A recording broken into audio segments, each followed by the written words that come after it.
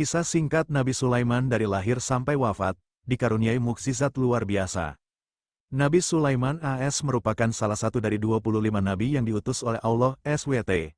Seperti kisah nabi lainnya, kisahnya banyak disebutkan melalui ayat-ayat firman Allah SWT di Al-Quran. Menariknya, kisahnya tersebar melalui ayat-ayat di surah yang berbeda dalam Al-Quran. Mengutip buku Al-Quran dan Prinsip Ketatanegaraan Studi Kisah Nabi Sulaiman oleh Agus Rizal DKK.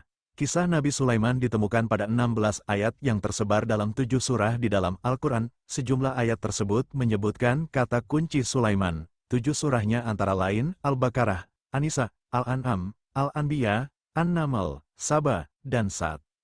Seperti apa kisah Nabi Sulaiman sejak lahir hingga wafat secara singkat? Simak kisahnya berikut ini ya, Bunda.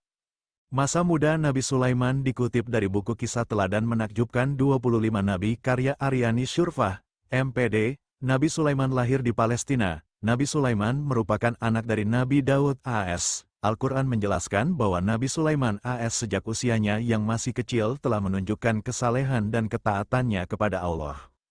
Hadirnya Nabi Sulaiman di tengah-tengah keluarga merupakan anugerah untuk keluarganya, terutama bagi sang ayah, Nabi Daud AS.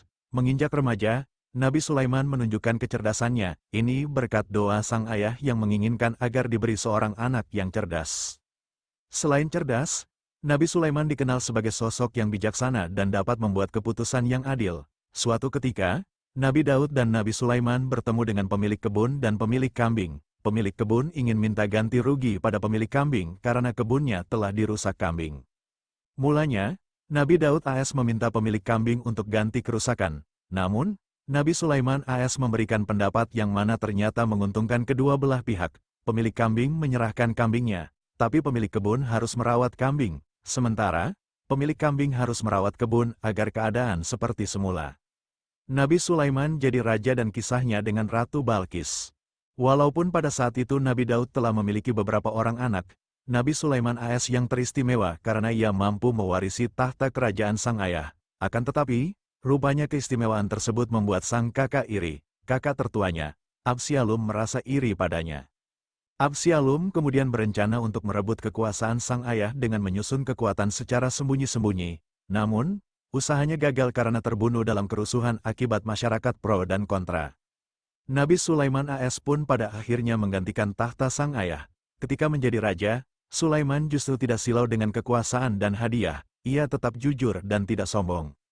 Saat menjadi raja, Nabi Sulaiman AS mengandalkan burung hudhud untuk bersurat. Dari burung hudhudlah, Nabi Sulaiman tak sengaja dipertemukan